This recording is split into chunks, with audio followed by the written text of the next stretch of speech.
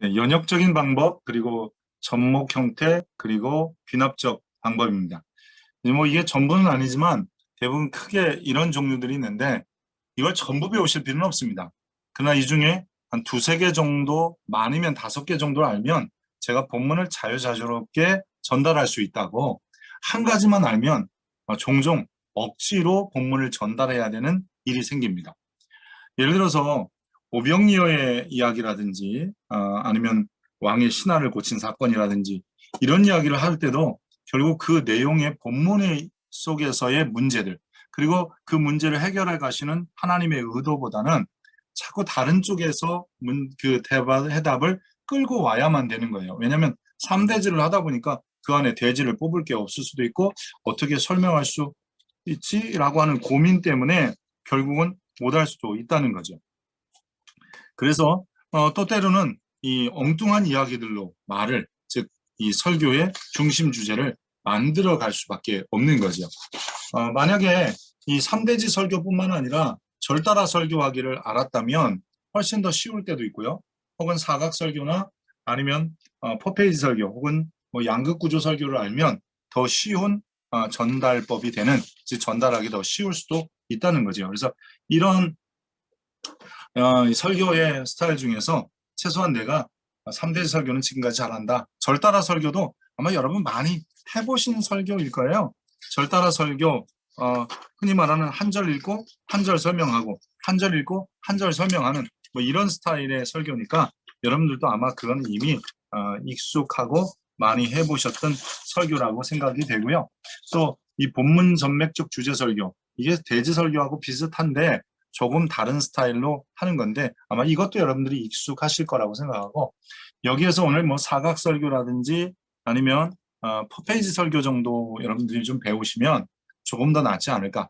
그리고 이제 내러티브 설교에 관해서는 오늘 제가 할 수 있을지 잘 모르겠습니다. 근데 왜냐면 이 내러티브는 조금 더 시간을 가지고 한 번 더 하는 것이 좋을 것 같다는 생각이 들어서 오늘은 이 대지 설교, 그다음에 절따라 설교, 사각, 퍼페이지, 양극 구조, 그리고 본문 전백적 주제 설교, 요 정도까지만 한번 해보고요.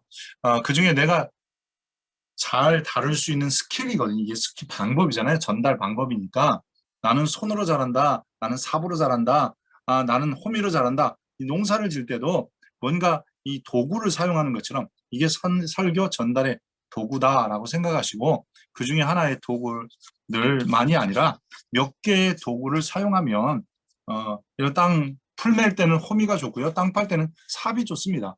물론 손으로도 땅을 파고 손으로도 뽑을 수 있지만 좀 더 좋은 방법을 생각해내면 훨씬 더 효과적인 전달이 되어서 이 회중이 무슨 말인지 클리어하게 들려 라고 하고 흥미 유발도 돼서 설교 끝까지 들어봐야지 라고 하는 거죠. 그렇지 않으면 중간에 지루해. 매번 돋는 소리 또 하는 거야. 오늘 좀 눈을 감고 조용히 묵상해야 되겠다. 뭐 이런, 이 다른 말로 말하면 존다는 거죠. 여러분 잘 아는 유머지만 뭐 한번 해보면요. 뭐 아재 개그 정도의 수준이니까 뭐 웃지 않으셔도 됩니다. 천국에 가서 택시기사와 목사님이 가면 택시기사는 칭찬과 천국에 가고 목사님은 그렇지 않을 수도 있다. 뭐 이런 거잖아요. 이유가 뭐냐? 총알 택시기사는 하도 빨리 급하게 몰아서 모든 성도들을 이 손잡이를 잡고 기도하게 만드는데 목사님은 설교를 은혜롭게 잘해서 모든 사람을 졸리게 만든답니다. 그러니까 오늘 우리가 목회를 하면서 우리도 모르게 졸리게 만드는, 아니 말씀에 대해서 듣지 않으면 설교 시간에 못 듣는 사람이 성경을 읽는다? 우리는 자꾸 이 엉뚱한 것에 속지 말아야 되는 게 그런 것 중에 하나입니다. 어떤 분들은 이렇게 말씀하시는 분들도 있어요. 자기가 새벽 기도도 한 번 안 나오고 교회에서 금요 기도회도 안 나오고 기도회는 한 번도 안 나오면서 자기는 산기도 다닌대. 그런 사람은 뭐 정말 몇 명, 개 중에 한두 명이 있겠지만 그런 분은 교회 예배, 기도회에도 열심을 내게끔 되어 있어요. 그러니까 제대로 기도도 안 하면서 뭐 산에 가서 기도한다 이런 얘기는 우리는 다 이거는 아니다 라고 생각하는 거죠. 그래서 여러분 예를 들어서 제가 한번 설교를 한번 해볼게요. 이게 이제 본문 대지 설교 중에 하나인데 뭐 이걸 본문 전맥적 주제 설교로 설교해도 돼요. 뭐냐면 아까 한 것처럼 이 야곱을 이스라엘로 개명했다. 뭐 이런 설교인데 여러분 혹시 기억하십니까? 금성 순간의 선택이 10년을 좌우합니다. 이 금성이 나중에 이제 너키 금성으로 그리고 이제는 LG로 이름을 개명했습니다. 이 금성, 럭키 금성, LG로 사명을 바꾸는 것은 새로운 사업과 회사 이미지를 새롭게 해서 좀 더 나은 것들을 만들어내고 또 더욱 친숙한 그 얼굴에 사람의 얼굴에 로고를 사용하는 LG는 그 이름을 잘 바꿨고 그 이름에 맞도록 뭔가 새로운 일을 출발했습니다. 아브라함도 보면 아브라함에서 아브라함으로 사라에서 사라로 하나님이 이름을 바꿔주신 것은 그들에게 새로운 사명과 새로운 삶의 시작을 하나님이 말씀해 주셨습니다. 이와 같이 야곱도 하나님께서 이스라엘로 이름을 바꿔주신 것은 그 이름 속에 새로운 사명과 새로운 일들이 벌어지게 되는 거죠. 마치 이스라엘 이름 속에는 하나님께서 내가 앞으로 너의 후손들은 다 다스릴 거다, 통치할 거다라고 하는 이름의 의미가 그런 의미를 담고 있는 것이고 또 하나님께서 이제 너와 함께 하니까 너는 어디로 가든지 강해질 것이다. 혹 너가 애굽에 내려가도 나는 너를 강하게 할 것이다 라고 주님이 지금 말씀하고 계시는 겁니다. 더 나아가서 하나님께 부르짖어 간구하면 내가 져주겠다. 언제든지 너희에게 내가 응답하겠고 역사하겠다. 자, 여러분 이걸 본문 전맥적 주제 설교라고 하는 겁니다. 그러니까 지금 3대지 설교한 것 같지만 우리는 본문 전맥적 주제 설교를 통해서 하나님께서 새 이름을 주실 때 새 역사를 이루어 가신다는 것. 그래서 오늘 우리가 이제 결론적으로 얘기하면 여러분 그리스도인이라는 거룩한 새 이름을 얻었다면 우리는 주 안에서 새로운 역사를 창조해 가면 되는 것이고 혹 그것이 구약에는 이스라엘이라는 이름과 신약에는 그리스도인이라는 이름이 같다면 우리는 하나님께서 우리는 야곱처럼 그렇게 하실 겁니다. 라고 하는 설교를 해가면 무조건 이름을 바꿔주셨습니다. 뭐 이런 것보다는 이 설득적 대지 설교 혹은 이 주제 설교 같은 경우는 특별히 이 설득적 대지 설교나 이 본문 전맥적 주제 설교는 본문 안에서 의도를 파악해 나가고 또한 그것을 통해서 대지가 세 대지든 두 대지든 간에 이 전체적인 의미를 전달하는 데 있습니다. 특별히 설득적 대지 설교를 보면 대지 설교 중에 설득적이라고 한 말을 쓴 거는요. 약간 요즘 청중들이 귀납적인 방법을 그러니까 그 굳이 처음부터 계명의 의미는 이렇게 시작하지 않고 금성 순간의 선택이 10년을 좌우하는 그 전자제품 회사가 럭키 금성 그 다음에 럭키 상사와 함께 그리고 LG로 이 개명을 하면서 새로운 사업을 확장하고 그리고 새로운 이 회사 이미지 브랜드 이미지를 가지고 뭐 이렇게 시작하면서 그들의 마음도 열고 그리고 그들에게 뭔가 하려고 하는 우리는 흔히 이걸 밭갈기라고 하는데 밭갈기 예화를 통해서 마음을 열고 그리고 마지막에 집중되는 문구 회사의 이름을 바꿔서 새로운 사업과 새로운 이미지로 사업을 하고 뭐 일을 해나가는 사업을 이끌어가는 LG 뭐 이런 것처럼 또 이 예화의 핵심은 아브라함을 아브라함으로 사라를 사라로 바꿔주셔서 그들도 새로운 이름으로 이제는 열국의 아비가 되고 열국의 어미가 되는 이름으로 그들을 하나님이 부르시고 그들을 통해서 그 민족을 낳게 하셨습니다. 그리고 이제 본문의 얘기를 돌아와서 본문을 보니까 야곱이라는 사람을 하나님이 이스라엘로 바꿔주셨는데 물론 저는 못 설명하시면 되고요. 그러면서 하나님 그에게 새로운 역사를 이루십니다. 보십시오. 하나님이 가는 곳마다 통치하잖아요. 하나님이 가는 곳마다 강하게 하시잖아요. 하나님이 그가 기도하는 곳마다 응답하시잖아요. 이렇게 설교하는 것을 이모토 설득적 대지 설교라고 얘기합니다. 그래도 이야기는 세계가 있기 때문에 3대지가 아니라 그게 바로 하나님이 이름을 바꿔준 그 백성과 함께 하시는 그리고 그 백성에게 주시는 은혜니까 여러분 우리들은 이런 식으로 어떤 설교를 만들어가는 것은 굉장히 지혜로운 이야기입니다. 이 3대지 설교 우리가 흔히 알고 있는 이 3대지 설교를 좀 지혜롭게 이런 설득적 대지 설교로 바꾸면 딱딱하지 않고 그리고 또 성도들에게 이거 뻔한 소리 할 거야 라고 하지 않는다는 거죠. 예를 들어서 LG 얘기하고 럭키금성 얘기하고 뭐 이런 얘기할 때 모르시는 젊은 친구들은 뭐 처음부터 LG였으니까 모르겠지만 이런 역사가 있었다 뭐 이야기하면 무슨 얘기인가 뭐 그래도 한번 들어보고 그리고 이게 길지 않으면 분명히 이 여러분 교재에 보면 삼각형이 두 개 이렇게 거꾸로 돼 있죠. 그건 뭐냐면 그 응축된 이게 모아지는 그 부분이 바로 제가 여기에는 못 넣어서 PPT에 넣었어야 되는데 그려볼까요?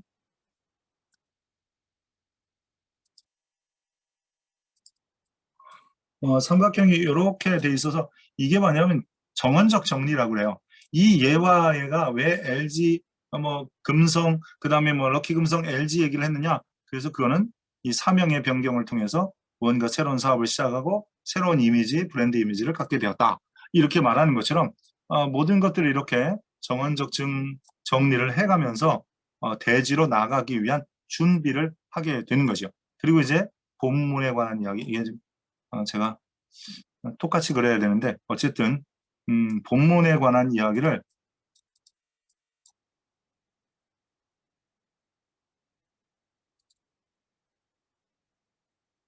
지우개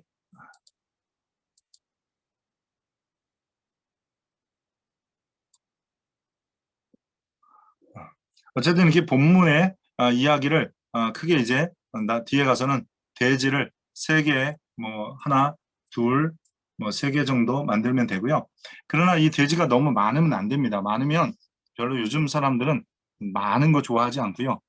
전에는 3대지를 많이 했는데 요즘은 2개 대지 많이 하시더라고요. 그래서 2개 정도 전달해도 본문의 의도를 설명하는데 전혀 문제가 없다라고 생각이 되어집니다.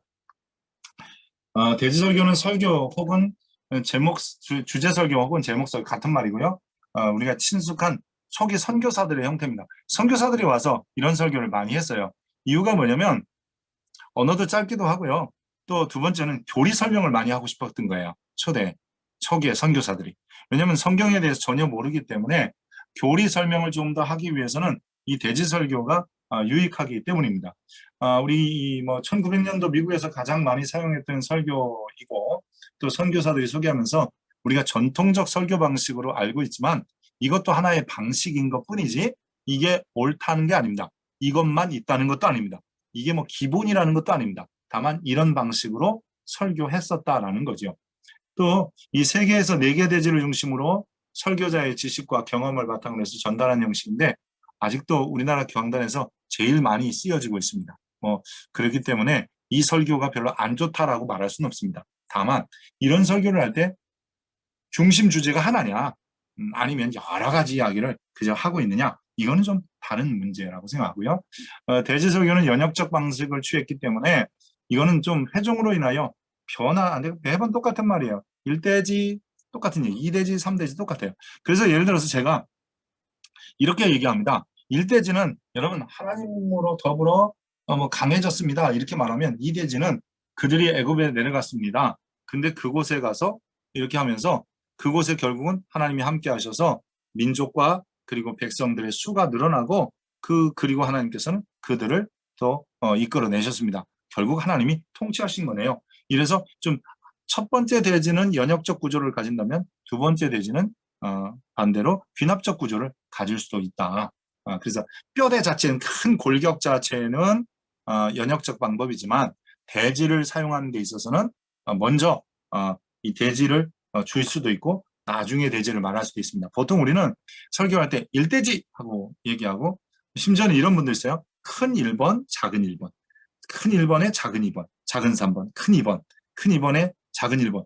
요즘 뭐 그런 분은 많이는 없어도 아직도 그렇게 설교하시는 분들이 있더라고요. 근데 그런 것보다는 때로는 이렇게 대지를 먼저 말씀하시기도 하고 나중에는 설명을 하고 나서 대지를 설명해도 충분히 된다라고 하는 것입니다.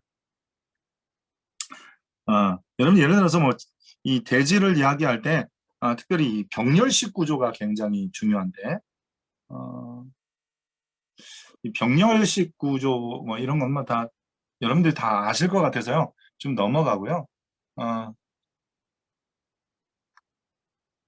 이 병렬식 구조를 잡는 게 좋은데 병렬식이라는 것이 뭐냐면 이 배터리를 연결할 때 직렬로 연결하면 1.5V짜리 2개 연결하면 3V가 되고 3개를 연결하면 4.5V가 되고 4개를 연결하면 6V가 됩니다. 근데 병렬식 연결이라는 것은요.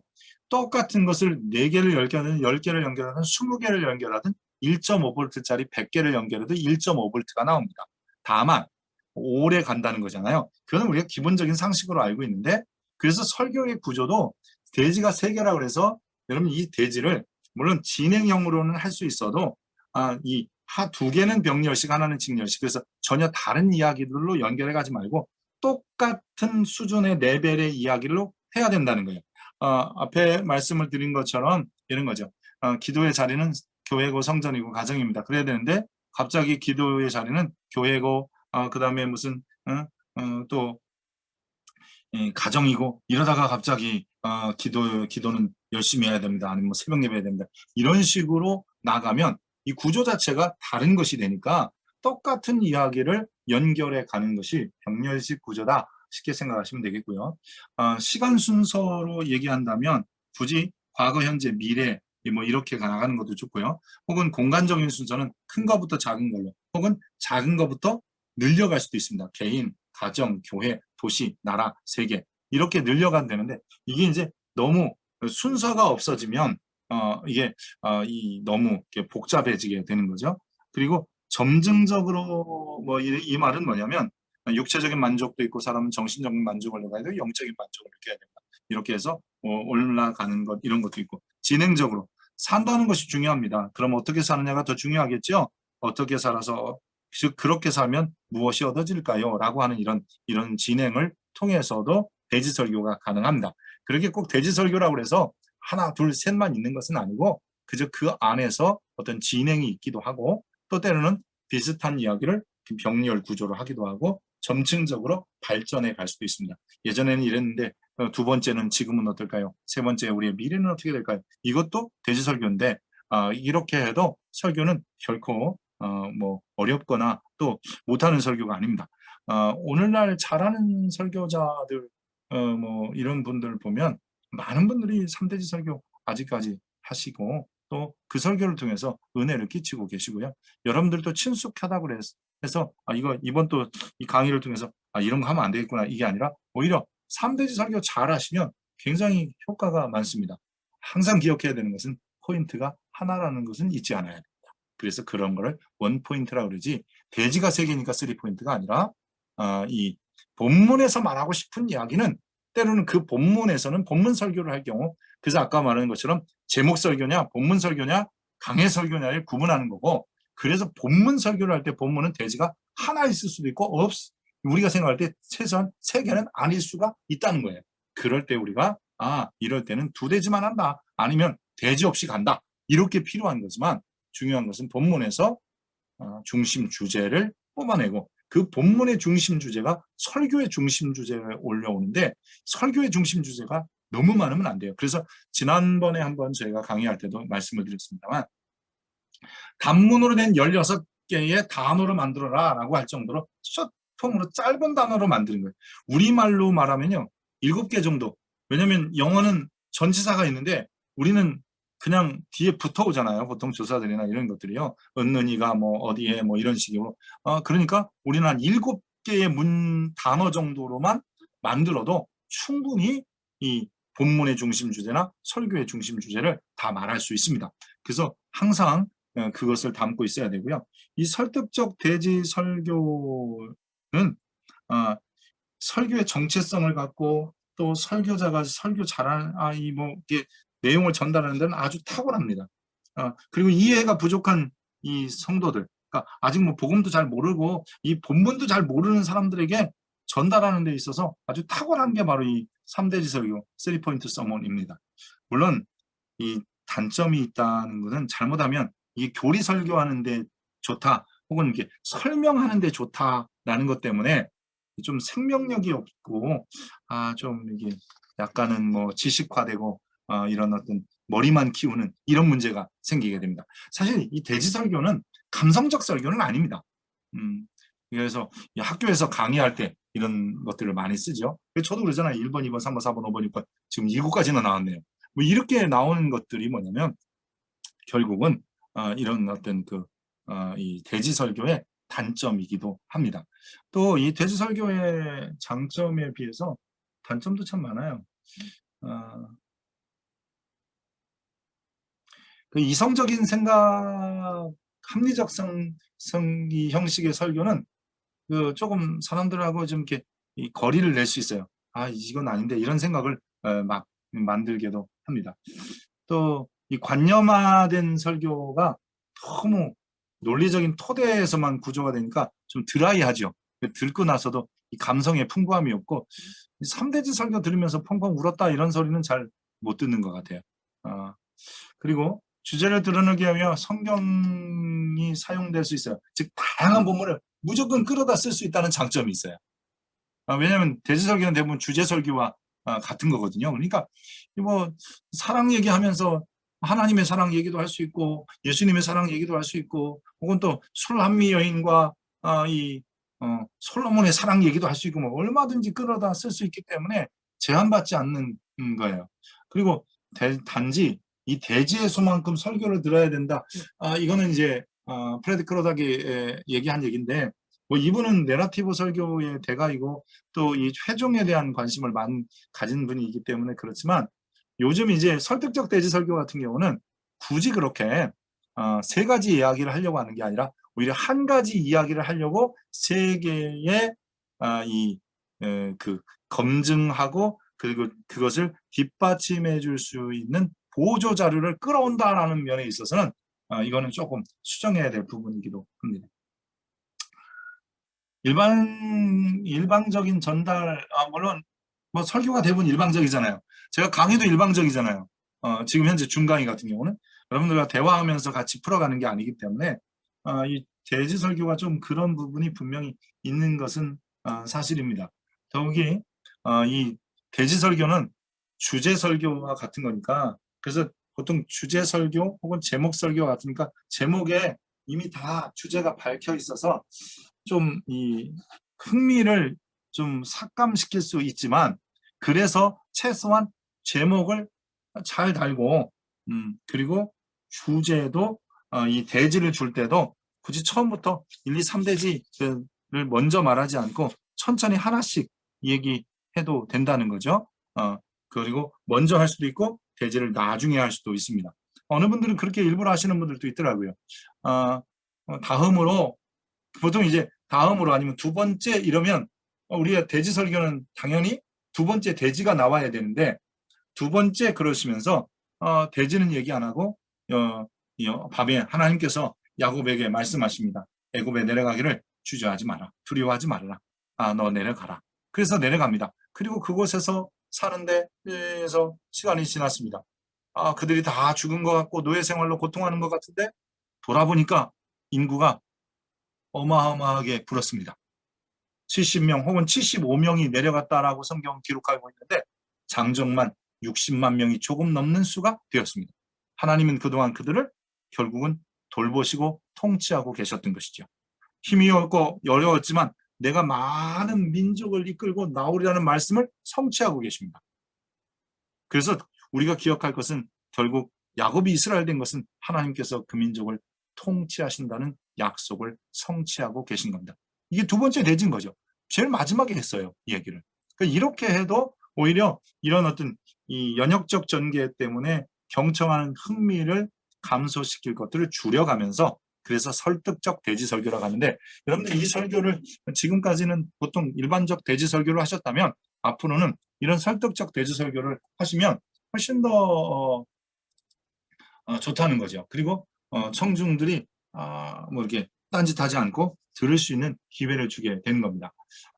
물론 대지가 다루는 사상 전체를 담아낼 수 없어서 문제일 수도 있습니다. 근데 이거는요, 너무 많은 얘기를 하려고 하기 때문에 그래요. 근데 작은 얘기, 그저 한 가지 주제를 얘기하려면 세 개 대지나 두 개 대지도 충분히 설명이 가능하다는 것을 기억하셔야 됩니다.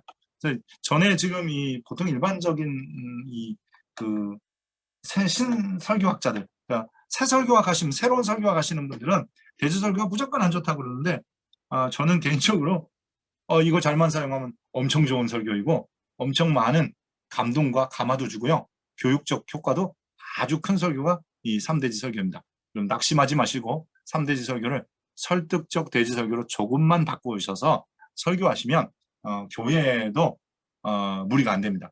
저도 이제 새로운 설교학을 이제 접하면서 내러티브 설교를 좀 하려고 부지런히 준비도 하고 열심히 해서 한동안은 또 교회에서 해봤어요. 근데 어느 날 우리 성도님이 와서 저한테 뭐라 그러냐면, 목사님, 전에는 분명히 이것 하라고 그래서 자기가 확실히 듣기 좋았는데 요즘은 설교를 듣고 나면 나보고 뭐라는 거지? 이런 게 좀 궁금하다는 거예요. 물론 이게 내러티브를 잘못했기 때문에 그렇긴 한 거지만 내러티브 설교를 한다고 해서 그렇게 되는 건 아니거든요. 근데 제가 그때 잘 못 준비하니까 이런 소리를 제가 몇 번 들은 거예요. 그래서 나는 그냥 다시 우리 세종이 대지 설교를 좋아하는구나. 근데 거기에 설득적이라고 하는 것을 가미해서 설교하니까 훨씬 더 듣기가 좋고 잘 듣는 것을 보게 되었습니다. 그래서 여러분들도 자꾸 이런 부분에 대해서 좀 생각해 보면 됩니다. 예를 들어서 설득적 대지 설교 중에 하나가 이런 것도 있을 수 있어요. 제가 창세기 22장 1절부터 8절 아브라함이 그 아들을 데리고 모리아산에 올라가는 사건 얘기인데, 뭐 예화를 이렇게 시작해요. 여러분 학교회 때 앞에 나가서 발표를 하는데 자꾸 문 쪽을 기웃거리는 아이를 보게 됩니다. 그 아이가 왜 자꾸 출입문 쪽을 바라보고 있을까요? 자기 순서가 되면 될수록 자꾸 그쪽을 바라봅니다. 운동장에서 막 뛰어들던 아이가 자꾸 한쪽에 구석에 있는 벤치에 누군가를 바라봅니다. 그 아이가 바라보는 사람 누구일까요? 결국은 엄마 아빠 왔는지를 보는 거잖아요. 그런 걸 바라보고 있는 거예요. 즉 거기에 엄마가 계신가, 거기에 엄마가 앉아 있는가를 늘 보면서 안도감을 받고 마음껏 자기가 학예의 발표를 하게 됩니다. 뭐 이런 이야기 하면서 우리들도 그러는 거죠. 우리들도 이 땅에 살면서 내 뒤에 누군가가 든든하게 서 계시고 버텨주신다면 뭐 이런 이야기하고, 결국은 아브라함은 어땠을까요? 자기가 자기 아들을 데리고 지금 산 위에 올라가고 있습니다. 그것도 하나님의 명령에 의해서 그 아들을 번제로 드리려고 올라갑니다. 근데 그가 올라가는 자리가 어디냐면 그는 이렇게 말합니다. 다시 돌아올 자리라고 이야기하죠. 왜냐하면 하나님이 내 뒤에 계시니까 하나님이 그래서 미리 다 준비하셨을 것이다 라고 하는 것을 그는 고백합니다. 여호와 이레라는 말 한번 얘기만 하고 넘어갈까요? 여호와 이레라는 말은 준비했다라는 말보다는 이 라하에서 나온 말이에요. 이레가. 라하라는 말은 무슨 말이냐면 그런 뜻이에요. 지켜보고 계신다는 뜻이에요. 여호와가 다 보고 있다. 이런 거죠. 엄마가 너 발표하는 거 다 보고 있다. 엄마가 노는 거 다 보고 있다. 걱정하지 말아라. 뭐 이런 거죠. 하나님이 다 보고 있다. 그러니까 너 아들 데리고 올라가라. 그래서 아브라함은 자기도 모르게 이렇게 고백하는 거예요. 너희는 여기 있으라. 우리는 저기 가서 예배하고 돌아오리니. 분명히 말합니다. 자기가 돌아올 거, 우리가 돌아올 거라고 얘기하지 아들과 자기가 돌아올 거라고 그러지 내가 재예배하고 나만 돌아올 거라고 한 적이 없습니다. 성경에 보면. 그러니까 이런 것들을 보면 이미 그는 여호와가 계신 곳을 바라보면서 올라간 거예요. 전에 어느 분이 이렇게 설교하시더라고요. 모리아산이 이렇게 생겼다는 거예요. 산은 보통 우리가 이렇게 삼각형으로 하잖아요. 이쪽 편에서는 아브라함이 이삭을 데리고 올라온다는 거예요. 이렇게 올라가요. 산꼭대기로. 이 반대편에서는 하나님이 양 한 마리를 데리고 올라오신다는 거예요. 그래서 그곳에서 만난다는 거예요. 물론 이런 조금 우화적이기도 하고 조금 그렇긴 하지만 충분히 설명이 가능한 거예요. 그래서 결국 하나님은 아브라함이 이삭 대신 양을 드릴 수 있게 그곳에서 하나님과의 만남이 있었다라고 설교하는 거예요. 여러분 이런 설교는 충분히 그렇게 알레고리컬하지 않은 설교는 아닙니다. 오히려 알레고리가 이런 건 알레고리세요. 모형론, 메타포를 써서 이삭은 그리스도의 모형이니 뭐 이런 게 오히려 메타포지. 그런 게 모형론이에요. 오히려 이런 해석보다는 그냥 풍자나 비유적인 해석이 아니라 충분히 이런 상상력을 동원한 설교들을 가능하다라고 말하는 겁니다. 그래서 그 산 꼭대기는 예배의 자리, 거기에 계시는 하나님, 그리고 그 무언가 하나님께 드리려고 올라가는 그 자리, 거기에 계시는 하나님, 뭐 얼마든지 우리가 말할 수 있는 거죠. 그래서 우리들이 이 설교를 준비할 때 이 설득적 대지 설교를 잘 준비해서 사용하면 많은 사람들의 그동안엔 안 들으려고 하고 귀를 닫았던 것들을 오히려 듣게 하고 그럴 수 있습니다. 물론 이 이제 마지막 약점에 주의하셔야 됩니다. 대지 설정이 설교자의 자의에 의한 것이 될 수 있다. 이거는 굉장히 조심하셔야 되는 겁니다. 그 본문이나 다른 데에 의도하지 않은 자기가 말하고 싶은 이야기를 끌어오는 거는 안 된다는 거예요. 그 이유가 뭐냐면 설교의 중심 주제 자체를 잘못 잡았기 때문에 자기가 말하고 싶은 이야기를 하는 겁니다. 전에 한번 말씀드린 것처럼 본문이 말하고 싶은 것을 말해야 되는 것을 엑세제시스, 이게 석이라고 하는 거죠. 근데 잘못하면 에이스제시스, 즉 본문을 통해서 자기가 말하는 거예요. 여러분, 설교자들이 가장 정말 조심해야 될 성경 본문 연구와 주석적 작업에서 정말 조심해야 될 게 뭐냐면 성경을 통해서 내가 말하고 싶은 이야기를 하는 겁니다. 오히려 내가 말하고 싶은 얘기, 우리 성도들 보니까 이번에 내가 꼭 한마디 해야 되는데 그냥 말하기는 어려우니까 설교를 통해서 말해야 돼. 여러분, 이거는 무조건 하지 마십시오. 무조건이요.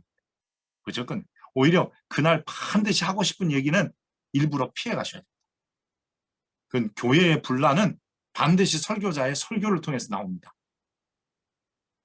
그것도 내가 말하고 싶은 본문은 아닌데 본문 한 장 읽어놓고 혹은 본문 한 절 읽어놓고 손 자기 얘기를 딱 이게 뭐 그럴싸한 이야기죠. 그게 뭐 굳이 성경적으로 틀린 얘기는 않아요. 근데 본문하고는 틀린 얘기예요. 본문하고 틀린 얘기 뭐가 있을까요? 뭐 여러분들 많이 아는 뭐 내게 능력 주시는 자 모든 것을 할 수 있다 이런 것도 잘못하면 본문은 그런 의도가 아닌데 우리는 막 그냥 또 연단 받으면 정금같이 나올 것이다 뭐 이런 거 다 본문의 의도하고는 상관없이 우리가 그냥 연단 참아라 인내해라 견뎌가라 뭐 믿음으로 살아라 이렇게 설교하는 건 다 본문의 의도하고는 상관없는 자기 설교에 불과한 거예요. 이러면 안 됩니다. 제가 전에 그 필리핀에서 잠시 선교사로 있으면서 가끔 잘은 못하는데 한국분이 오시면 통역 설교해야 되는 경우가 있습니다. 근데 이 통역을 하려고 하는데 이 설교하시는 목사님이 정말 본문하고는 상관없는 얘기를 끊임없이 하십니다. 뭐 이럴 때는요. 처음에 설교를 통역을 하다가 이 고민이 막 생기기 시작하는 겁니다. 이걸 통역을 해야 되나 말아야 되나 이거는 말도 안 되고 이거는 한국 사람이 들어도 이상한 설교인데 이걸 계속 해야 되나 뭐 이런 정도의 설교를 막 하실 때 그럴 때는 이 선교사들 세계에서만 하는 얘기인데요. 저보고 우리 선임 선교사님들이 그랬어요. 혹시나 그러면 네가 알아서 설교해. 그러니까 그분은 한국말로 하고 저는 그냥 영어로 설교를 하고 그래서 설교를 하라는 거예요. 오히려 그게 더 낫다는.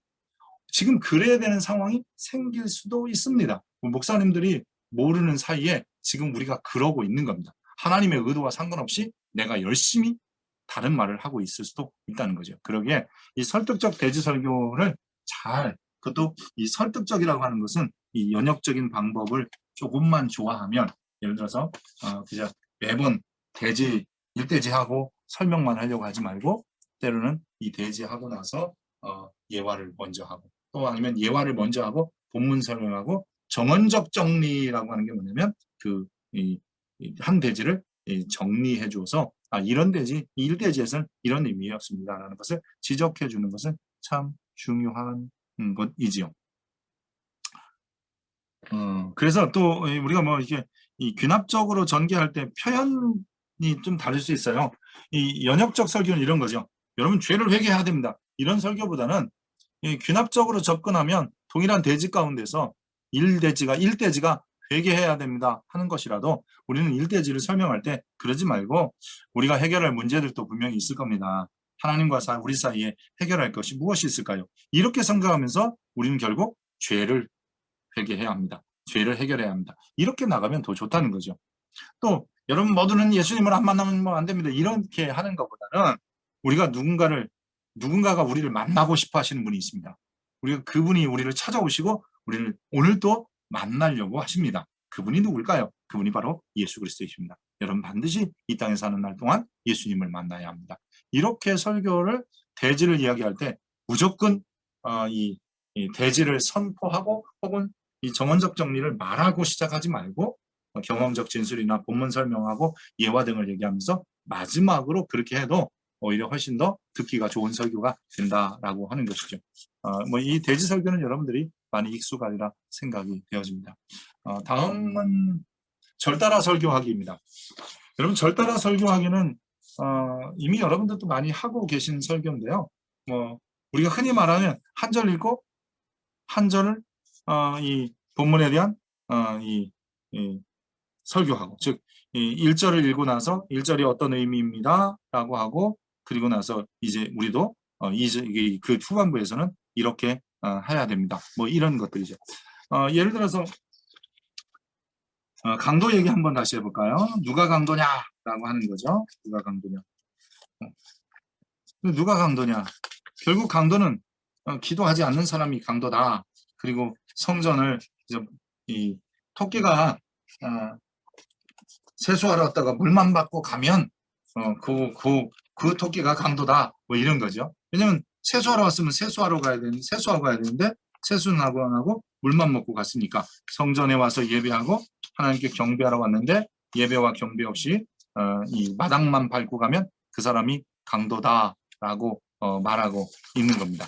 그래서 이런 본문을 볼 때 뭐 예를 들어 13절, 뭐 12절 읽어봅시다. 13절 읽어봅시다. 그러면 12절 설명하고 그리고 뒤에서 또 이야기하고 13절 또 14절, 15절 뭐 이렇게 우리가 읽어가면서 본문 속에서 나온 이야기들을 통해서 다시 한번 우리들이 주님 앞에 나와서 왜 기도해야 되는가, 왜 모여야 하는가, 왜 모여서 치유받아야 되는가, 그리고 왜 하나님을 찬송해야 되는 사람이 되어야 되는가를 이 본문 한 절을 읽고 설교하죠. 여러분들 그런 거 많이 하시잖아요. 몇 절 읽어보세요. 그러면 같이 쭉 읽으면 그거에 대한 내용 설명을 하고 거기에서 주시는 하나님의 말씀을 우리가 한번 들어봅시다. 그러면서 설교하는 내용이 이 절따라 설교하기입니다. 보통 이 절따라 설교하기는 우리가 새벽 예배 때 제일 많이 하기도 합니다. 새벽 예배 많이 하고요. 때로는 뭐 한 절을 다 못하면 그 다 나오는 단어, 뭐 절 이런 것들을 통해서 하죠. 뭐 시편 뭐 23편 여호와는 나의 목자시니 그러면서 이 목자에 관한 이야기를 하고 그러면서 우리의 삶의 이런 부분에 있어서 하나님은 언제나 목자이셨습니다. 그리고 뭐 그가 나를 푸른 초장과 실만한 물가로 인도하신다. 결국 주님이 원하시는 우리의 종국적인 자리는 뭐 그런 자리입니다. 그다음에 푸른 초장 뭐 그뿐만 아니라 이제 주의 지팡이 막대기와 지팡이가, 그래서 막대기라는 것은 우리를 보호하시는 것이고 그리고 지팡이는 우리를 인도하는 겁니다. 성경에 보면 많은 막대기는 항상 우리를 보호하는 보호의 장비였고 그 다음에 지팡이는 우리를 인도하는 장비이기도 합니다. 보통 이제 이 목자들이 와디켈트라고 하는 이 협곡이나 이 계곡을 지나갈 때, 골짜기를 지나갈 때 물을 먹으려고 하는 짐승들을 쫓기 위해서 벽을 땅땅 치는 이게 몽둥이, 그걸 이제 막대기라고 표현한 거고요. 사람 있다, 목자 있다, 양들에게 가까이 오지 말라. 뭐 이런 거고, 지팡이는 이 양들을 혹시나 이렇게 대부분 양의 목자의 지팡이는 이렇게 끝이 구부러져 있는데 그것은 양의 다리나 목을 걸어서 떨어지려고 하는 양이나 절벽에 있는 양들을 건져 올리는 게 바로 이 지팡이의 역할입니다. 그래서 이런 이 시편이나 이런 거 설교할 때는 오히려 이 절따라 설교하기가 좋고요. 또 절따라 설교하기는 잠언 같은 거 설교할 때 좋습니다. 왜냐하면 잠언은 한 절 한 절 자체가 이 그 나의 이야기들로 다, 즉 하나의 온전한 이 교훈들로 돼 있기 때문에 그 전체를 보고 뭐 1절부터 10절까지 읽고 하나의 의도를 추출하기는 좀 힘들잖아요. 그래서 1장 1절을 읽고 설명을 하고 2절을 읽고 설명하고 3절을 읽고 설명하는 이런 느낌이 참 좋은 방법이기도 합니다. 이런 방법은 여러분들이 전체 주제를 하나 결정을 하고 그리고 나서 이 주석 작업 부분을 설정하고 이 세 뭉치 이상으로 설교를 많이 만들지 말아요. 이것도 역시 마찬가지입니다. 절따라 설교도 너무 많은 부분을 설명하면 1절부터 마지막 절까지 다 하면 너무 힘들거든요. 그럴 때는 두세 부분만 주제에 따라서 설교하시면 되고요. 이럴 때는 예화보다는 이 본문을 가지고 자꾸 설명하는 게 훨씬 더 좋습니다. 그래서 새벽 예배 설교는 예화 잘 안 하잖아요. 시간이 없어서가 아니라 이 절따라 설교하기는 오히려 제 예화를 함으로 인해서 본문의 의도를 해치기 때문입니다. 그래서 될 수 있는 한 그렇게 하지 않고요. 장점은 이 성경적인 설교죠. 성경을 그대로 설명하고 주석적 작업을 붙이는 거니까. 그리고 단점은 반면에 이 주석 작업과 해석 작업이 잘못하면 이 설교 내용과 또 중복돼서 너무 계속 똑같은 얘기만 반복하는 느낌을 주기도 합니다. 하지만 이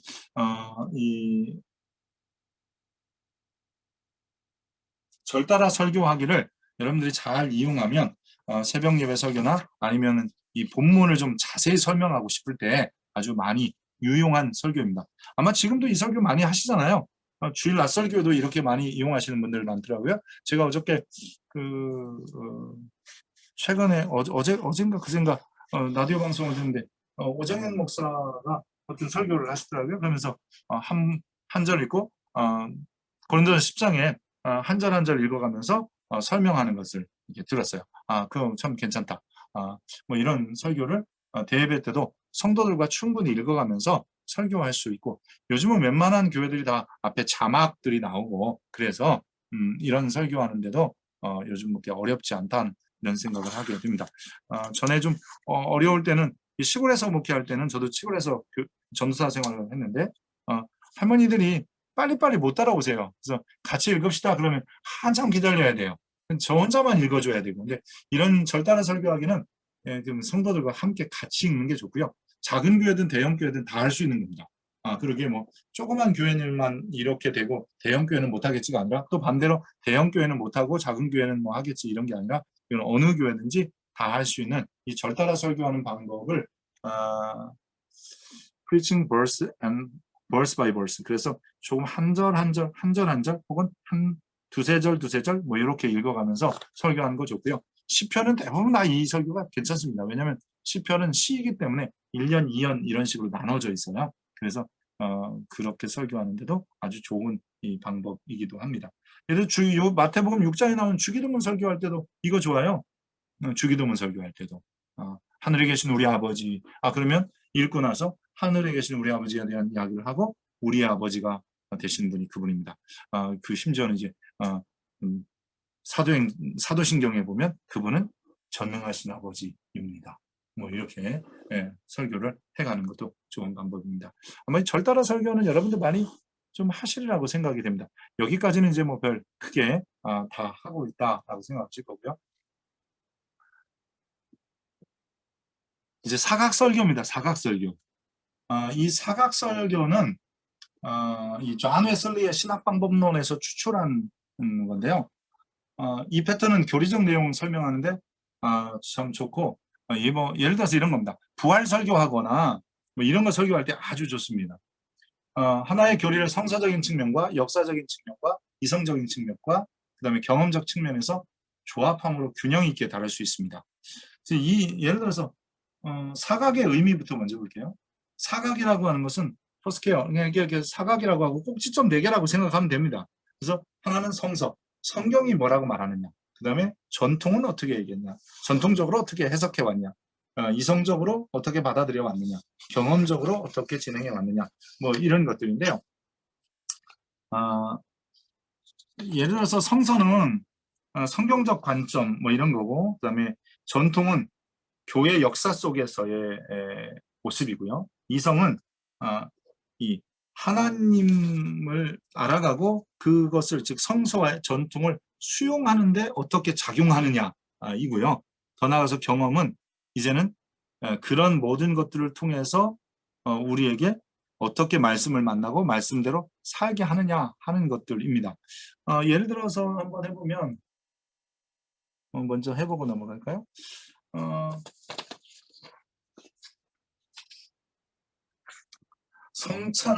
성만찬에 관한 이야기를 좀 해볼게요. 이 교리 설교 중에 성만찬 설교 괜찮잖아요.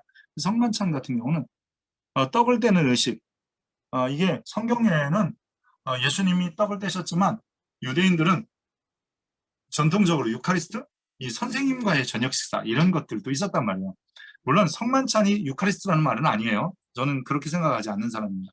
주님이 따로 세우신 거예요. 하지만 전통적으로 성만찬은 유카리스트의 전통에서, 즉 선생님과의 저녁 식사, 뭐 우리가 흔히 말하는 이런 것으로부터 나온 건 사실이고, 그러나 주님은 그것을 성만찬으로 분명히 나의 살과 피다라고 말씀하신 거죠.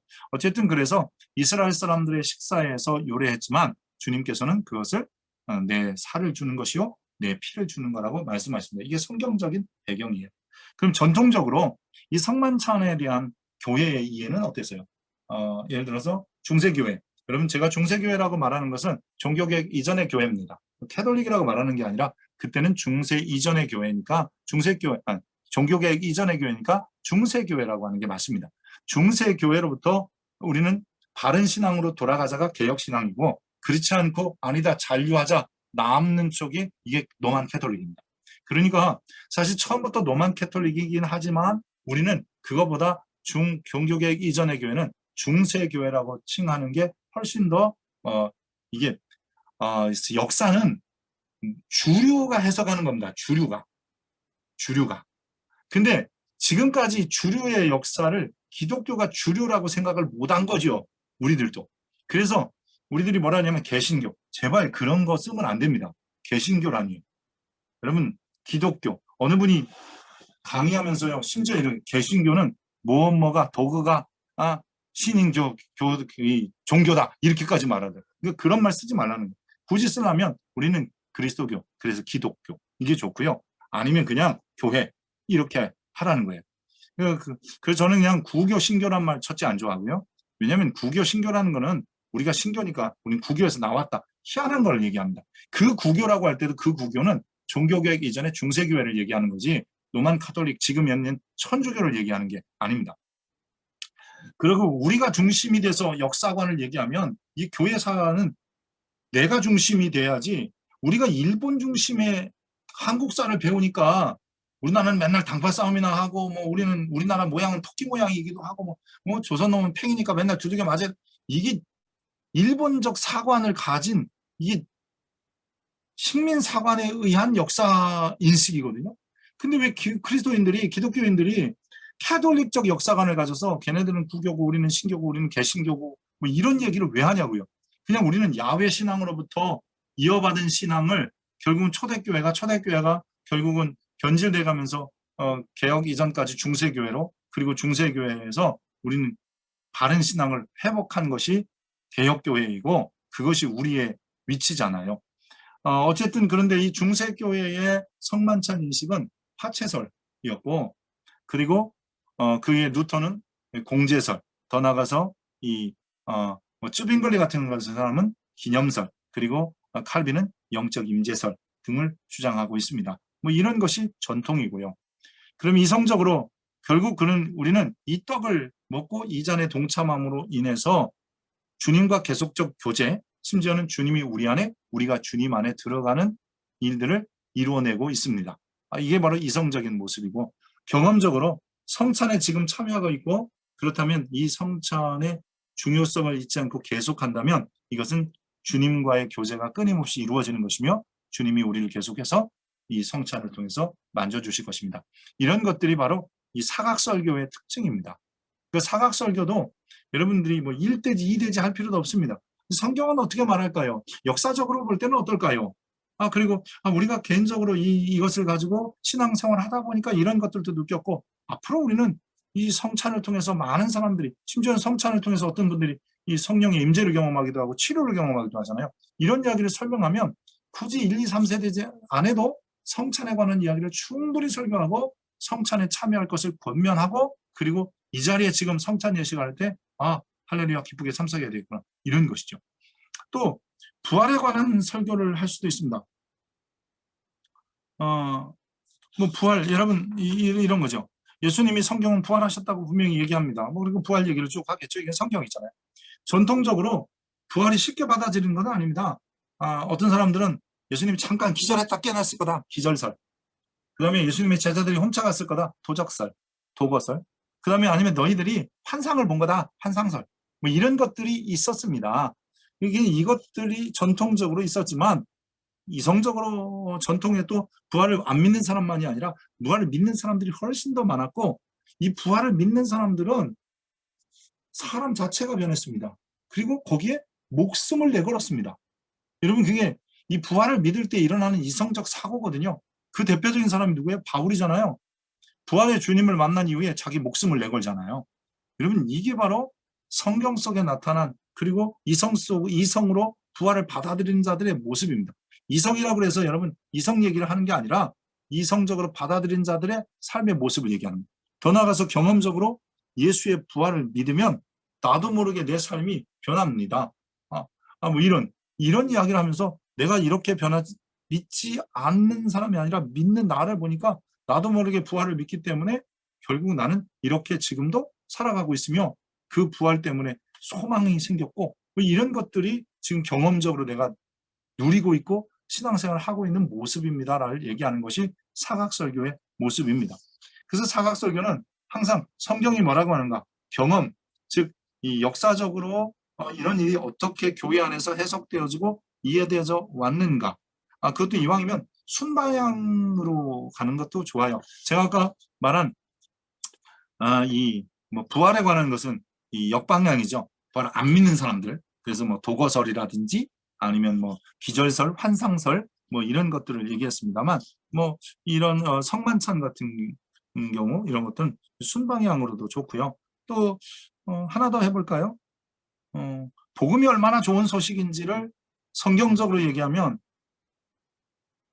하루 종일 노동하고 받을 수 있는 게 한 데나리온인데 즉 일정한 금액을 받는 건데 또 뭐 어쩔 때는 강도는 십자가 위에서 그 순간 믿어서 천국을 허락받기도 낙원을 허락받기도 하잖아요. 어떻게 보면 어떤 사람은 죽어라고 고생해서 한 푼, 어떤 사람은 1시간 일하고 한 푼 받는데 어떤 사람은 평생 예수 믿고 응? 겨우 천국 간다 그러는데 어떤 사람은 이 십자가 위에서 잠깐 그 한마디 고백했다고 천국 가고 뭐 이런 사람이 이 사실 우리의 삶이에요. 이 성경에 그런 일이 있는 거예요. 근데 성경이 결국 뭐라고 하냐면 율법을 지키라고 한다는 거예요. 성경의 요구는 율법을 지켜라. 그러면 율법을 지키려면 전통적으로 어떻게 했나? 이스라엘 사람들은 율법을 지키려고 무던히 애를 썼다. 그리고 또 갈라디아서 이제 2장 2절이 제가 본문 중심 이 본문을 가지고 잡았는데 베드로도 율법을 지키려고 되게 노력하다가 이방인과 함께 밥 먹다가 유대인들이 오니까 슬그머니 도망가더라. 율법을 지키려고 외식하는 모습을 했다. 뭐 이런 모습을 또 보여주는 거죠. 그게 어쩌면 그게 전통적으로 지키긴 해야 되는데 못 지켜. 이게 해야 되는데 못 하겠어. 이런 부분이 계속 싸우고 있다. 이성적으로는 어떠냐? 예를 들어 이방인과 식사 먹을 수 있어. 하지만 안 되지 않나? 여러분 뭐 돼지고기 먹을 수는 있어. 근데 성경에 보면 아니지 않나? 뭐 이러면서 또 고민하게 된다는 거죠. 그런 자리에서 어떻게 다 지켜? 또 어떻게 우리 하나님께서 우리에게 율법을 주셨는데 다 지키라고 주셨나? 이게 다 지킬 수 있는가? 사람이 어떻게 다 지켜? 이런 고민독에 빠지기도 한다는 거죠. 그러나 모든 믿음의 사람들을 보면 물론 이제 사도행전 15장이 터닝 포인트가 되어서 기본적으로 해야 될 것을 4가지 지적합니다. 예를 들어서 우상 목매달아 죽인 거, 그다음 피채 먹지 말고, 그다음 우상 제물 먹지 말고 간음하지 말라. 이 4가지의 기본적인 것을 지키면 나머지 것들은 얼마든지 뭐 식사의 문제는 괜찮다. 하지만 경험적으로 생각해봐라. 우리가 구원받은 것이 하루 종일 일했다고 노동했다고 그리고 때때로는 강도가 쉽게 구원받았다고 그렇게 말할 것이 아니라 우리를 보면 경험적으로 보면 율법보다 믿음으로 말미암아 구원을 받고 율법으로 의롭다함을 얻은 육체가 없다면 우리의 구원은 믿음으로 가능한 것이었고 지금도 나는 믿기에 구원받은 게 확실하다. 그렇게 이 성경 전통 이성 그리고 경험을 얘기하면서 이 구원이 이 믿음을 통해서 우리에게 온 것이다 라는 이야기를 할 수 있다는 것입니다. 그래서 이 사각설교는 교리를 설명하거나 즉 의롭다 하는 교리, 구원의 교리 이런 거 설명할 때도 굉장히 좋고요. 다루려는 교리적 주제를 가지고 본문을 설정하고 그 본문에서 무슨 말을 하고 있는지를 다시 한번 잘 점검하면서 성서, 전통, 이성, 경험이라는 4가지 요소를 가지고 이야기하면 됩니다. 때로는 이 성서는 반대되는 개념을 하나 끌어올 수도 있습니다. 아까 말한 것처럼 나는 하루 종일 일해서 한 데나리온인데 저 사람은 왜 1시간 제9시, 제11시에도 들어가서 한 데나리온 받느냐. 심지어 그렇게 열심히 일하고도 칭찬을 못 받는가 하면 뭐 십자가 위에서 겨우 음, 한마디에서 내가 나와 함께 낙원에 있으리라. 이렇게 구원받는 사람도 있다. 이런 것을 대비시킬 수도 있고요.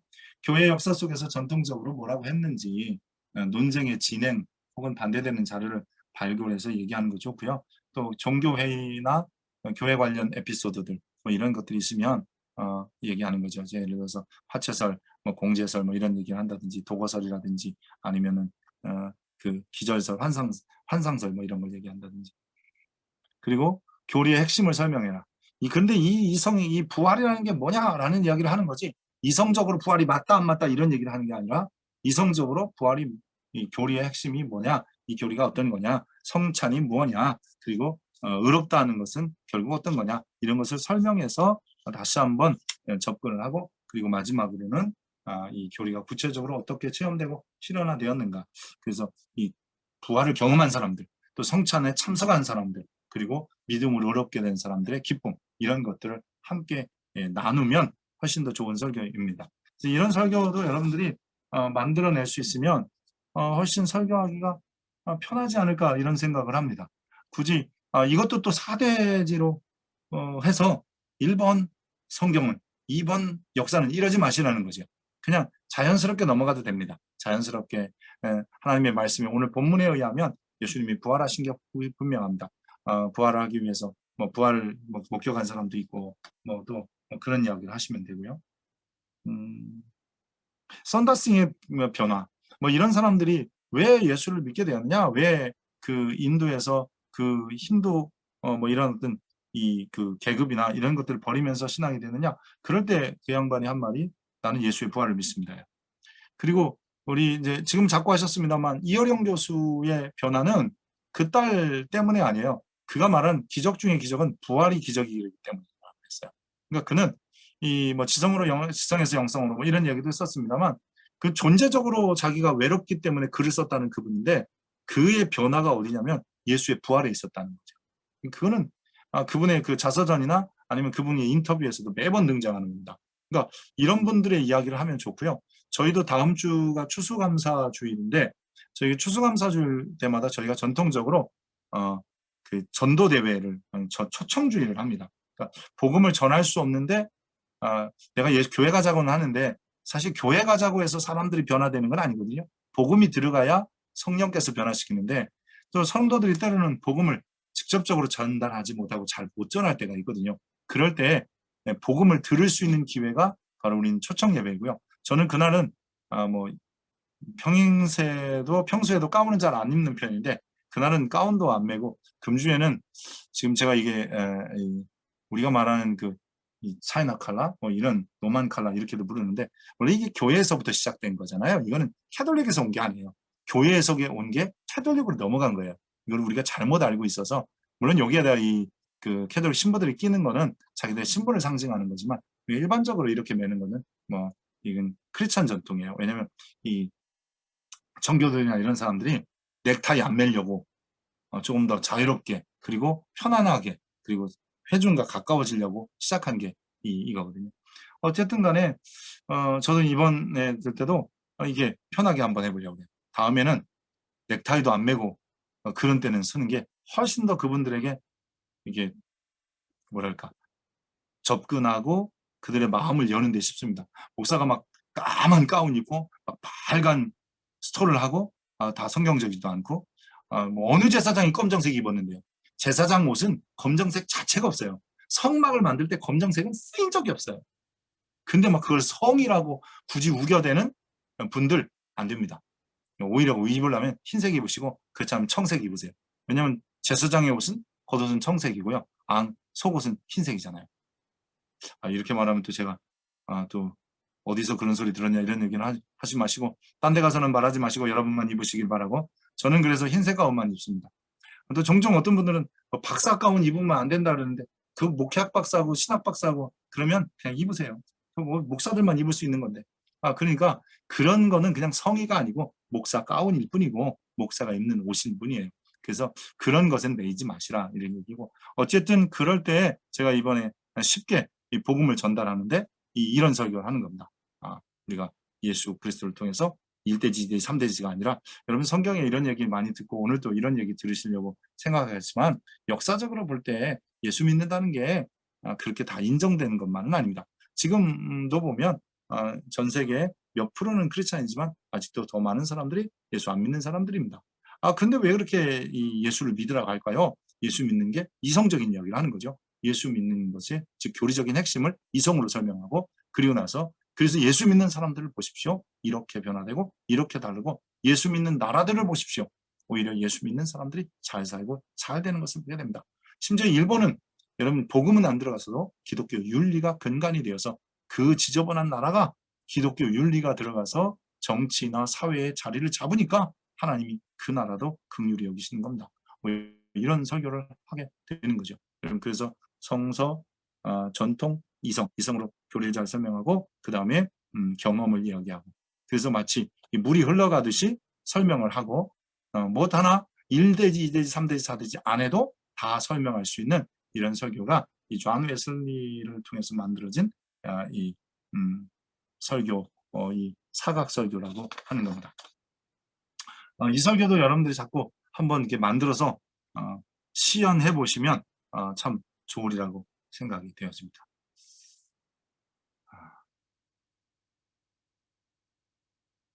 그다음 이제 네 번째로 본문 전맥적 주제 설교. 이 설교까지는 여러분들이 좀 하실 수 있으면 좋겠다는 생각이 듭니다.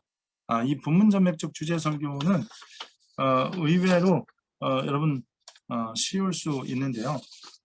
왜냐하면 스토리가 있는 이야기들이나 아니면 본문에서 여러분들이 이 육하 원칙에 의해서 설교를 만드는 거거든요.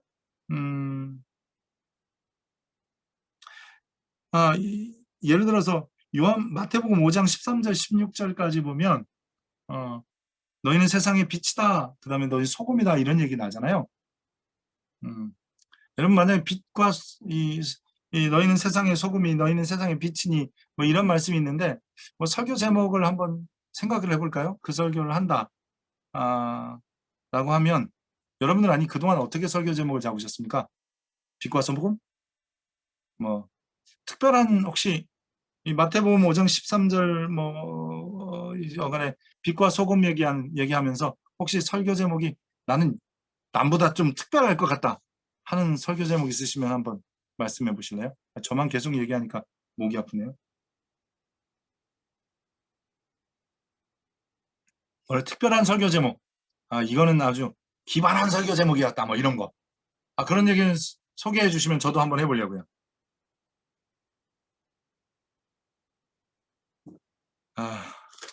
안 하셨군요. 기발하지 않으신다는 건지 아니면 이 핸드폰에 손이 가서 이 마이크를 켜는 것까지는 좀 힘이 들어요. 어쨌든 만약에 그 설교를 가지고 뭐 이렇게도 할 수 있을 것 같아요. 만나. 만나가 뭔데? 만난다고 맛이 난다. 맛이 납니다. 아니면 뭐 또 조금 저기 하면 조미료 뭐 이런 분들도 있더라고요. 이렇게 설교 제목 쓰시는 분들도 있었어요. 근데 이 소금 여러분 근데 이거를 주제 전목적 본문 전맥적 주제 설교를 한다면 본문을 그대로 사용한다는 뜻이고 본문에 대해서 육하 원칙을 끄집어내는 거예요. what이라는 문제, 무엇이라는 문제를 what's problem 이로 만들면 뭐 이런 거죠. 문제가 있다. what's problem? 문제 뭐가 문제냐? 내가 소금이 아니라는 게 문제다. 뭐 이렇게 문제를 정의하고 그러면 결국은 소금이 되라라고 하는 거잖아요. 소금이 되라. 그렇다면 이 소금으로 살지 못한 것이 문제다. 그러면 언제 어떻게 내가 소금이 돼야 될 것이냐. 뭐 이런 얘기로 말을 옮겨 오는 건데 예를 들어서 소금으로 살지 못한 게 문제이기 때문에 우리는 소금이 되어야 한다. 그러면 what's then? 언제나 우리가 소금으로 살 수 있을까? 그러면 만약에 그렇다면 how? 어떻게 소금이 될 수 있을까? 뭐 이런 것들이고요. 예를 들어서 고넬료의 이야기를 좀 해볼게요. 사도행전 10장이 나오는데 이 고넬료의 집에 가기 전에 베드로가 환상을 보게 되죠. 환상을 보는데 보자기에 부정한 짐승들이 가득 찼는데 잡아먹으라는 거예요. 이거는 베드로서는 안 되는 거죠. 그러니까 베드로는 편견이 있어요. 이거는 안 됩니다. 못 잡아먹습니다. 지금 아직 15장, 사도행전 15장이 넘어가지 않아서 여러분 사도행전 15장은 선교의 위대한 장입니다. 사도행전 15장을 뛰어넘지 못하면 우리는 다 율법주의에 빠집니다. 사도행전 15장이 뭐냐면 이런 거예요. 예루살렘 총회가 있어서 예루살렘 총회에서 이방인들에게 무엇을 금할 것인가, 즉 율법의 멍에를 줄 거냐, 또 다른 말로 말하면 할례를 시킬 것이냐 안 시킬 것이냐에 고민이 생겼을 때 예루살렘 총회 바울과 실라가 선교사들 대표로 모이는 거고, 그리고 예루살렘 이 교회의 대표로서는 베드로와 야고보, 예수님의 동생 야고보가 그 자리에 모입니다. 물론 다른 사람들도 모였겠죠.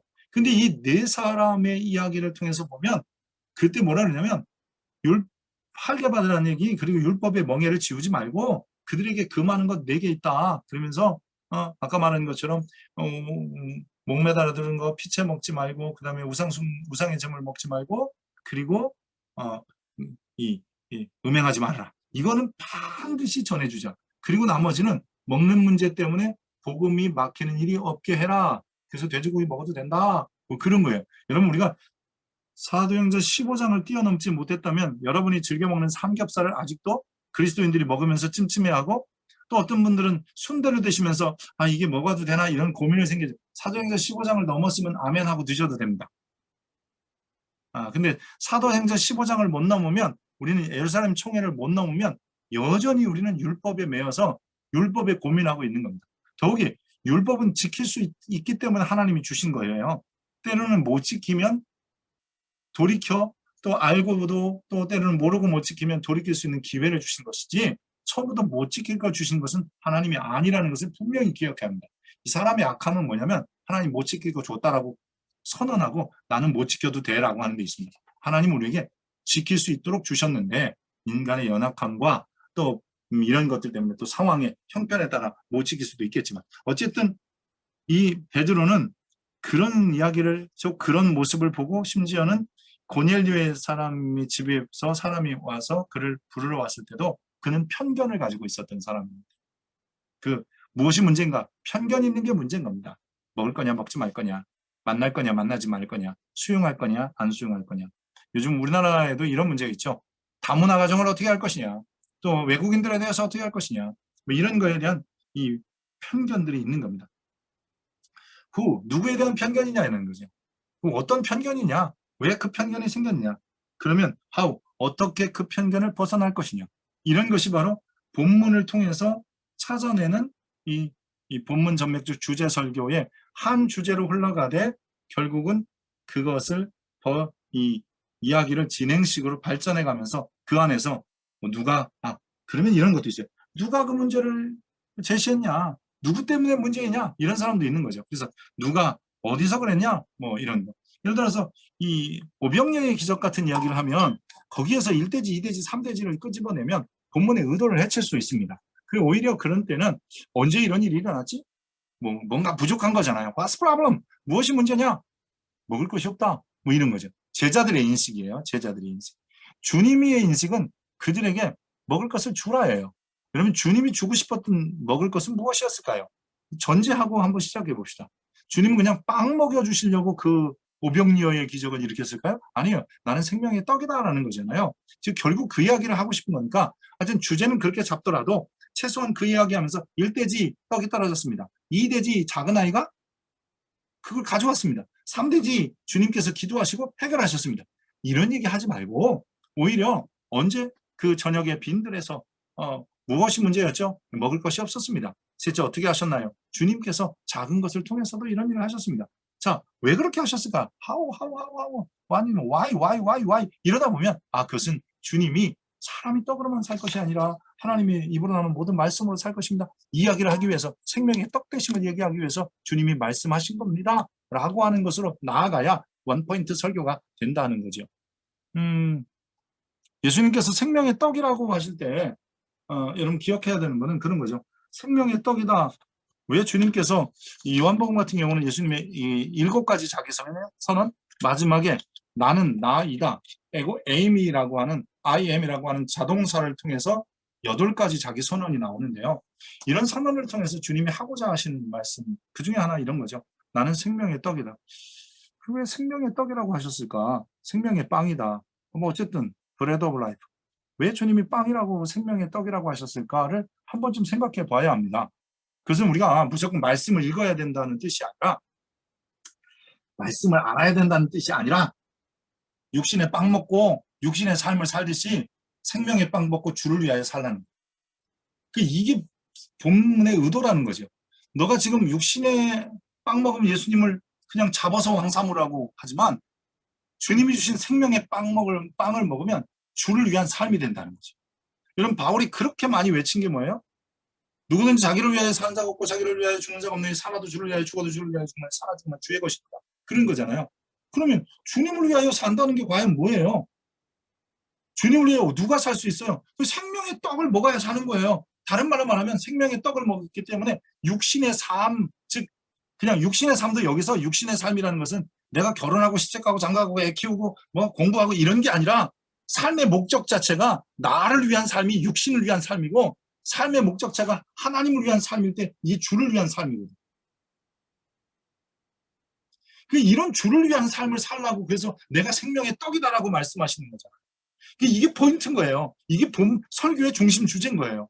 그래서 뭐 우리가 흔히 말하는 살아도 주를 위하여 죽어도 주를 위하여 아니면 먹어도 마셔도 주님의 영광을 위하여, 다 같은 말인 거예요. 예수님의 이야기는 바울의 이야기는 전혀 다르지 않아요.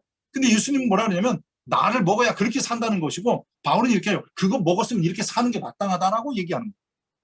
바울이 늘 얘기하잖아요. 내가 그리스도를 본받은 자 같이 너희는 나를 본받는 자 되라라고 말하잖아요. 고린도서 11장 1절에도.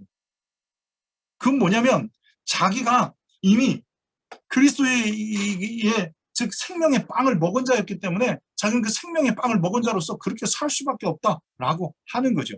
그 설교를 준비할 때 하나의 포인트를 가지고 무엇이 문제인가? 내가 빵을 못 먹었나 봐. 생명의 빵이 없어 나한테는. 그래서 무슨 문제가 생기죠? 그래서 결국은 주를 위한 삶이 안 되는 거지. 주님이 나에게 어떻게 요구하시는가? 그래서 설교 본문을 볼 때도 본문을 설정하고 중심 명제를 축치라고. 이게 항상 중요합니다. 설교는 어떤 설교든지 간에 설교의 중심 주제 굉장히 중요합니다. 그리고 이 본문 전백적 주제 설교이기 때문에 이 육하 원칙에 의해서 마치 이렇게 이야기하는 것처럼 우리가 그때 모여서 그때 마침 저녁이었는데 이렇게 말하는 것처럼 이 주님과 함께 들에 있을 때 이 진눈깨비가 땅거미가 내리는 것처럼 어둑어둑해졌어. 그러다 보니까 사람들이 배도 많이 고파하고 주님이 이럴 때 저들에게 먹을 것을 주라 하시네. 이렇게 말하는 것처럼 해도 되지. 일대지 저녁이었습니다. 뭐 두 번째 빈들이었습니다. 세 번째 사람이 5천 명이나 그것도 남자와 여자를 어린아이와 노인들을 제외하면 2만 명이나 되는 그런 숫자였습니다. 이렇게 하는 것보다는 여러분 그냥 언제 어디서 누가 뭐 이름 그것도 막 6가지 다 하면 너무 힘들잖아요. 그래서 3가지 정도로 해도 충분히 본문의 중심 주제만 잡혀지면 의도를 바르게 전달할 수 있고 하나님의 뜻을 분명히 전달할 수 있다라고 하는 것이고, 예를 들어서 요한복음 가지고 이 오병이어를 얘기하면 반드시 생명의 떡 얘기를 안 할 수가 없습니다. 그런 것을 우리가 좀 더 얘기하면 그게 강해 설교입니다. 꼭 본문만 설교 제목만 이어간다고 하고 본문만 이어간다고 강해 설교가 아닙니다. 그럼 본문 이어가기 설교입니다. 그러니까 우리가 본문 이어가기 설교와 강해 설교를 너무 혼돈합니다. 강해는 그 이야기가 앞뒤 문맥 속에서, 즉 이 컨텍스트 속에서 텍스트가 어떤 의미를 가졌느냐를 얘기하는 거지, 컨텍스트는 제외하고 텍스트 얘기만 하면 그건 본문 설교죠. 강해 설교는 최소한 텍스트뿐만 아니라 즉 오늘의 본문뿐만 아니라 앞뒤 문맥을 통해서 그 이야기가 나오게 된 의미를 찾고 그 의미 속에서 중심 주제를 발견하는 것이 강해 설교가 되는 거죠. 그래야 좀 더 하나님의 의도에 맞는 설교를 하게 되는 것입니다. 그리고 순서를 자유롭게 구성한다는 건 뭐냐면, 어떻게 보면 성경에 보면 빈들부터 먼저 나오는데 우리는 그래요. 그곳에 5천 명이나 되는 사람이 있었습니다. 여러분 이래도 본문하고 전혀 다르지 않는 이야기예요. 왜냐면 많다는 걸 먼저 강조할 수 있거든요. 5천 명이나 됐습니다.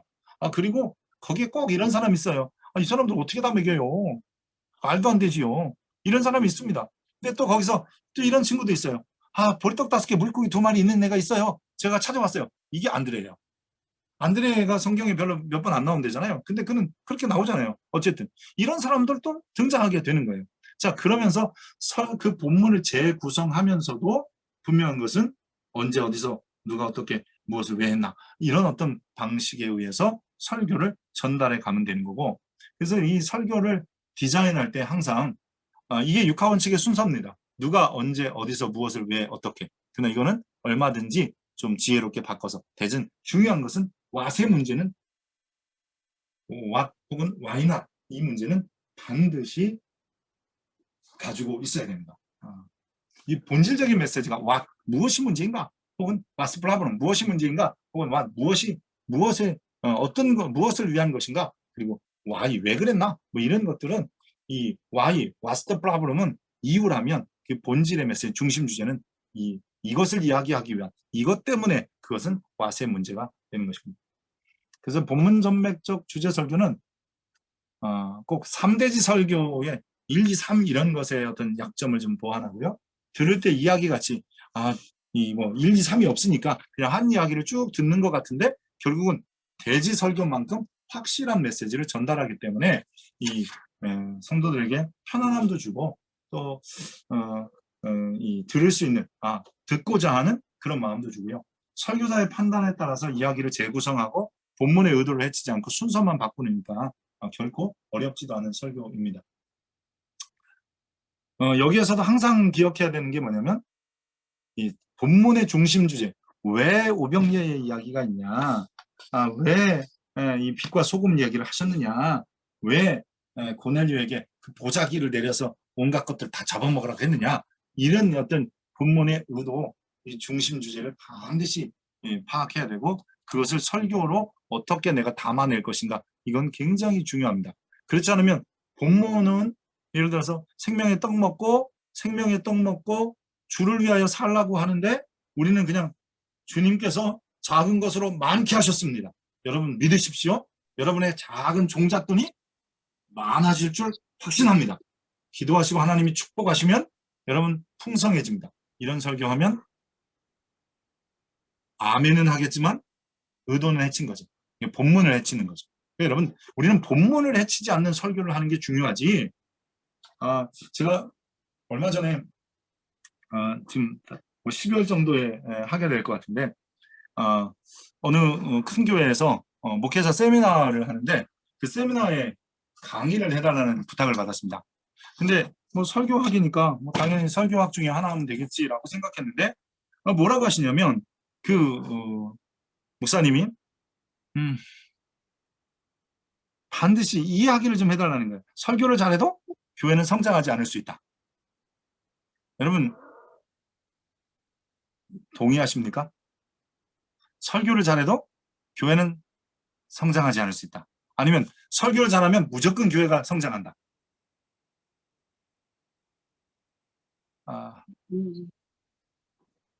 답을 안 하시는 거 보니까 손을 들어 표할 수도 없고 저한테 그 주문을 하시는 거예요. 그러니까 설교를 아무리 잘해도 이 잘한다는 말은 말씀대로 바르게 전달한다는 뜻인데 하나님의 말씀을 하나님의 의도대로 반드시 전달해도 교회는 성장하지 않을 수 있다.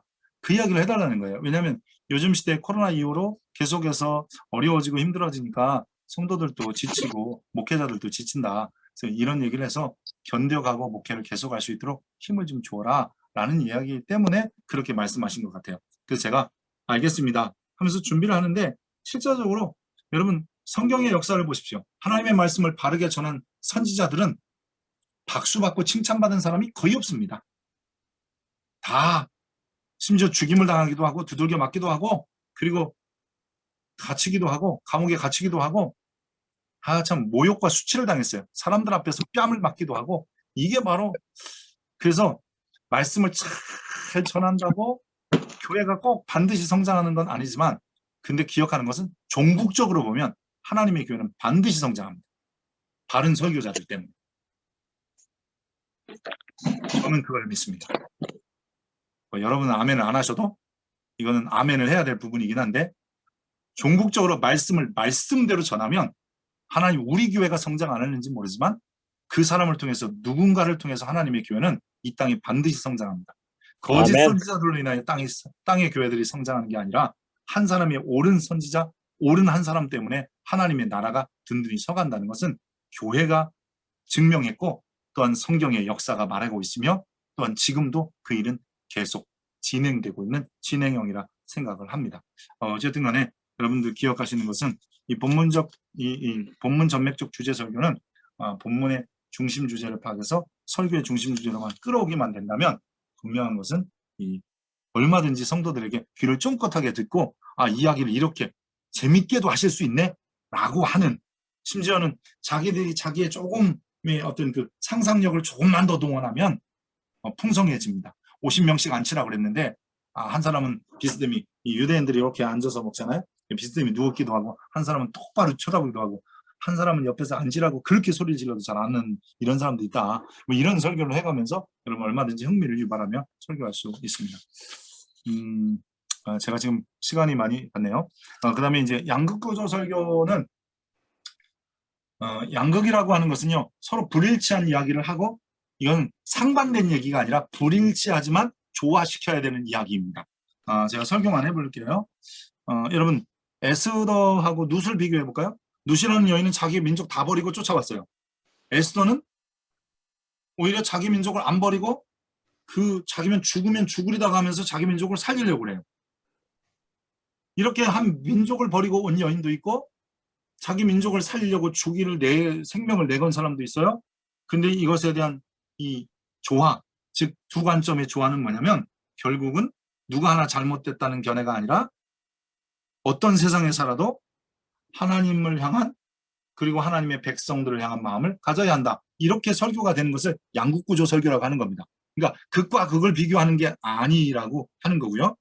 결국은 두 개를 조화시킬 수 있는 이야기입니다. 어쩔 때는 하나님은 사랑이시라 그러는데 하나님은 질투의 하나님, 심판의 하나님이라고 얘기합니다. 이건 다른 하나님, 한 분이 잘못된 하나님이 아니라 이것을 조화시킬 수 있는 이런 것을 양극구조라고 이야기합니다.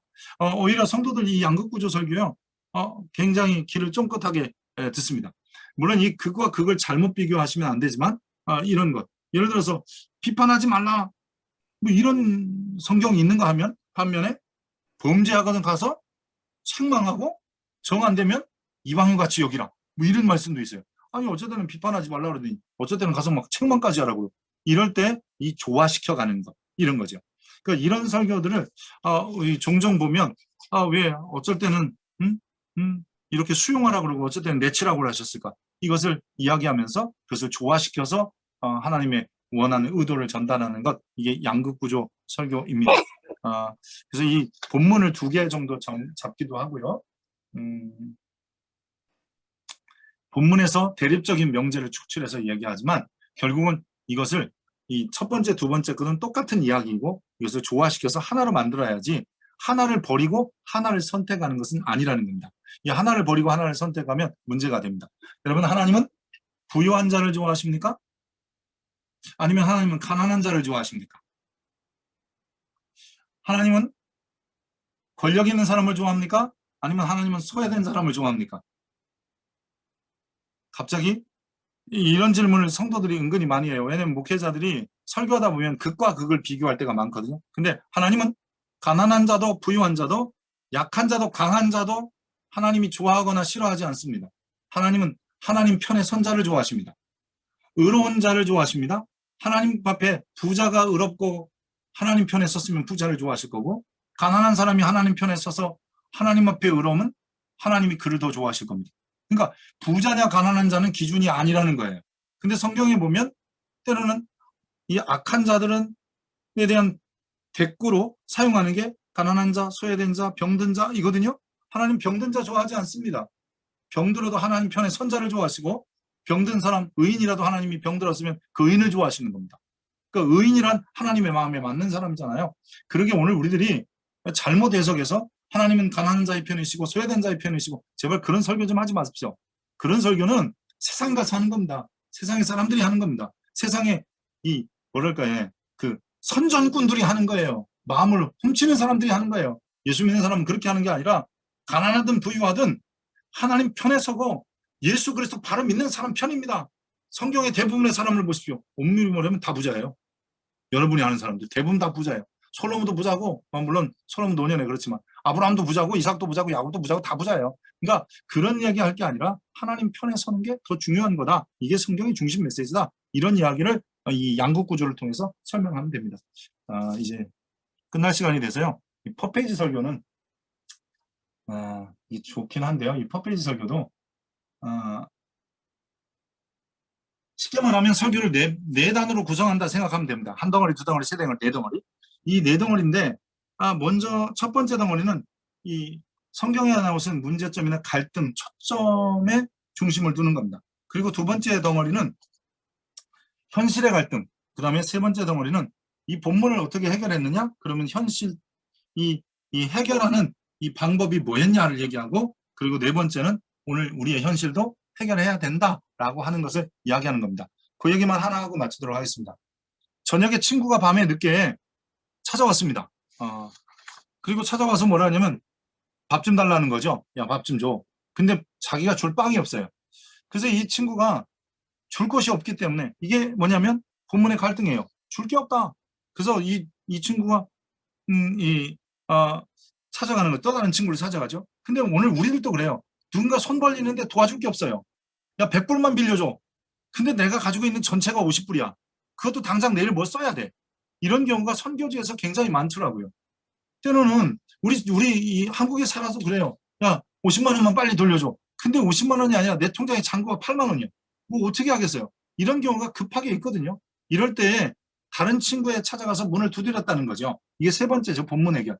첫 번째는 친구 왔는데 먹을 것이 없고, 두 번째는 나도 누군가에게 빌려달라는데 도와줄 게 없고, 도울 게 없고, 아는 게 없고, 가진 게 없고, 백이 없고, 인맥이 없고, 뭐 이런 거예요. 그럼 다른 친구에 찾아가서 문을 두드리는 거예요. 강청을 보고 그가 일어나서 그걸 주는 거예요. 즉 뭔가 간절히 요구하고 청할 때 그 잠자던 사람도 일어나서 해결해 준다는 것이에요. 그러면 오늘 주님께서 우리가 예수의 이름으로 간청하고, 그것도 그냥 기도하는 간청에 강청만이 응답이 아니라 내가 예수의 이름으로 기도하고 예수의 이름으로 강청하는데 주님께서 성령을 주시지 않겠냐? 이렇게까지 이야기한. 이게 이제 누가복음 11장의 이야기이기 때문에 성령으로 끝나는 거예요. 왜냐하면 가장 좋은 것으로, 그리고 성령을 주시지 않겠느냐 이렇게 얘기했기 때문에. 자, 그래서 이런 퍼페이지 설교를 만들어가면 어느 본문도 1, 2, 3, 4 할 필요가 없어요. 그리고 하나의 이야기예요. 강청할 때 하나님께서 우리에게 성령을 주시고 그 문제를 스스로 해결하고 찾아가게 하신다. 뭐 이런 것들. 아말렉을 진멸하고 전리품을 챙겨 그리고 왔어요. 이게 지금 사울이 볼 때는 말이 안 되는 거지. 말씀을 거역한 거잖아요. 근데 우리도 한 푼이라도 아껴야 되잖아요. 근데 뭘 버려? 아니면 또 오래된 거라도 좀 아껴야 되고 뭐 해야 되는데 자꾸 뭘 사? 이럴 때 집안에서 갈등이 생기는 거 아니에요? 이럴 때 어떻게 하느냐? 이제 그럴 때 사무엘이 인상도 안 펴져요. 그러면서 뭐 제사가 순종보다 낫겠냐? 아니다. 순종이 제사보다 낫다. 이런 얘기 하는 거잖아요. 그래서 결국은 이 현 해결의 열쇠는 하나님의 뜻에 있다. 네가 지금 그것을 살려오고 가져오는 것보다 중요한 것은 하나님의 요구대로 하는 것이다. 라고 하는 거잖아요. 오늘 현실도 마찬가지예요. 내가 무엇을 사고 팔고 내가 소유하고 지키고 이런 것보다 더 중요한 것은 이 문제의 핵심은 경제적이냐 비경제적이냐가 아니라 내가 주님이 원하시는 대로 결정하고 판단했느냐. 이 주님이 원하시는 건 이거예요. 이것을 통해서 내 가족 모두가 다 기뻐하느냐, 내 주변 사람도 잘했다고 박수 칠 만한 일이냐, 이런 일들로 판단하고 결정할 때 그것을 잘한 일이라고 한다라고 하는 거죠. 그래서 이 퍼페이지 설교는 성경에 나오신 문제들 가운데서 또 현재의 문제를 비교하고, 그리고 나서 그 성경의 문제를 어떻게 해결했지, 그리고 그 성경의 핵심 메시지가 뭐지 라는 것을 추출해내서 결론적으로 현실도 결국은 그 핵심 메시지로 돌아가면 하나님이 하시더라 라고 하는 것을 강하게 전달하는 데 있습니다. 자, 여러분 이제까지 저하고 함께 한 6가지 정도의 설교 작성 방법을 배웠습니다. 6가지인데 이 6가지를 자꾸 이렇게 한 설교를 본문을 보시면서 연습해 보시고 작성해서 전달해 보십시오. 그리고 이전에 대지 설교했던 것을 다시 한번 본문 전맥적 주제 설교나 설득적 대지 설교나 아니면 교리 설교했던 것은 사각 설교 같은 것으로, 그리고 이 퍼페이지 설교를 한번 만들어서 한번 전해 보십시오. 성도들의 반응이 어떤지. 똑같은 본문, 똑같은 메시지인데 성도들이 어떻게 내게 반응하는지를 한번 보시고 좀 더 나은 방법으로 하시는 게 좋습니다.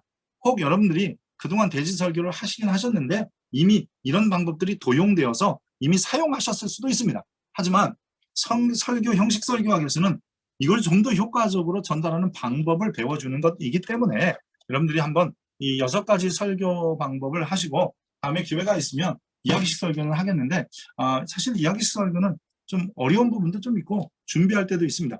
힘든 것도 있습니다. 물론 요즘 우리가 이 비슷한 드라마 설교, 씬 설교 뭐 여러 가지 카피가 있습니다. 이 드라마 설교의 카피 그래서 막 돈 주고 배우러 다니시는데 그거는 좀 의미가 많이 없는 것 같고 그러나 이 6가지 설교의 패턴만이라도 익히면 이 패턴이 우리에게 정말 많은 목회에 도움이 되리라고 생각하고 여러분이 좀 더 나은 설교자로 세워질 수 있기를 부탁을 드립니다. 오늘 강의는 여기까지 하겠습니다. 감사합니다. 아유, 네. 감사합니다.